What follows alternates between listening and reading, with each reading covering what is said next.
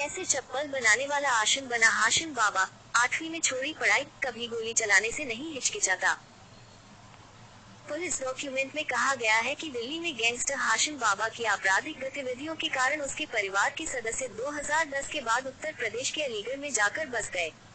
हाशिम बाबा गुजरात के अहमदाबाद स्थित साबरमती केंद्रीय कारागार में बंद है। गैंगस्टर हाशिम बाबा जेल से ही अपना गिरोह चलाता है। राष्ट्रीय राजधानी के एक अस्पताल में गोलीबारी का साजिशकर्ता समझे जा रहे गैंगस्टर हाशिम बाबा पर हत्या और हत्या के प्रयास सहित 16 आपराधिक मामले दर्ज हैं। एक पुलिस अधिकारी ने ये जानकारी दी। इस गोलीबारी में एक व्यक्ति की मौत हो गई। तिहाड़ जेल में बंद हाशिम बाबा का असली नाम आशिम है, जिसे दिल्ली पुलिस की स्पेशल सेल ने 2019 में गिरफ्तार किया था।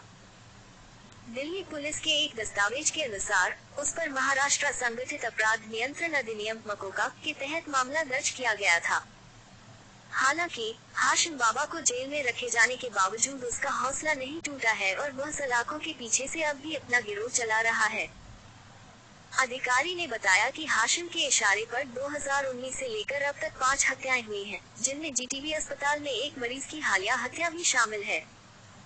उस पर पूर्वी दिल्ली के जाफराबाद, भजनपुरा और वेलकम इलाकों में हत्या के प्रयास और डकैती सहित 16 आपराधिक मामले दर्ज हैं। अधिकारी ने बताया कि हाशिम बाबा के आदेश पर ही उसके गिरोह के सदस्यों ने हत्याओं को अंजाम दिया। ऐसा माना जाता है कि हाशिम बाबा ने पंजाबी गायक नेता सिद्धू मूसेवाला की हत्या के आरोपी गैंगस्टर लॉरेंस बिश्नोई के साथ तिहाड़ जेल के अंदर सांठगांठ की थी। अधिकारी ने बताया कि हाशिम बाबा ने कथित तौर पर दिल्ली में बिश्नोई गिरोह के सदस्यों को हथियार हासिल करने में मदद की थी। अपना गिरोह बनाने से पहले हाशिम बाबा यमुना पार के इलाकों में सक्रिय नासिर गिरोह का शार्प शूटर था। वह और राशिद उर्फ राशिद केबलवाला उस वक्त नासिर के गुर्गे थे। नासिर भी तिहाड़ जेल में बंद है। पुलिस के अनुसार माना जाता है कि राशिद पैरोल पर जेल से बाहर आने के बाद दुबई भाग गया। हाशिम बाबा का नाम 2016 में कड़कड़डुमा अदालत में हुई गोलीबारी में भी आया था, जिसमें दिल्ली पुलिस के एक कांस्टेबल की मौत हो गई थी।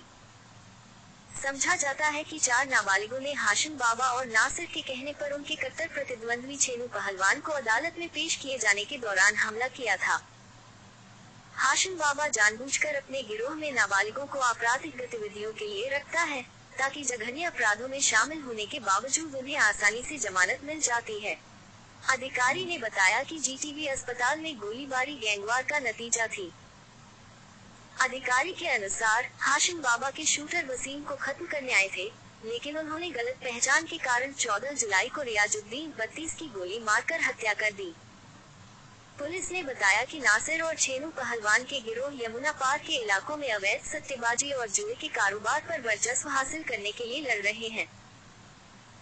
हालांकि 2000 के दशक के शुरुआती वर्षों में केबल टीवी कारोबार को लेकर शुरू हुआ गैंगवार पिछले 2 दशक में मादक पदार्थों के अवैध कारोबार और सट्टेबाजी तथा जुए के कारोबार में बदल गया है।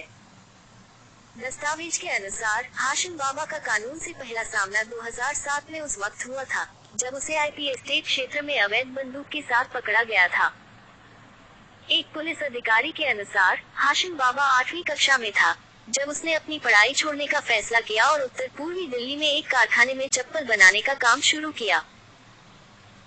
अधिकारी ने कहा कि जल्द ही वह मादक पदार्थों का गैर कानूनी कारोबार करने वाले और अवैध सट्टेबाजी रैकेट चलाने वाले स्थानीय अपराधियों की संगत में आ गया तथा उनका शार्प शूटर बन गया। उन्होंने कहा कि हाशिम बाबा कभी भी गोली चलाने से नहीं हिचकिचाता। अधिकारी ने बताया कि उसके लंबे बालों के कारण गिरोह के सदस्य उसे बाबा कहने लगे। अभिनेता संजय दत्त को भी 1990 के दशक में बड़े बालों के कारण बॉलीवुड में बाबा नाम से पुकारा जाने लगा था। कुख्यात अपराधी के आशिम नाम को हाशिम कर दिया गया था, क्योंकि यह जुबान पर आसान था।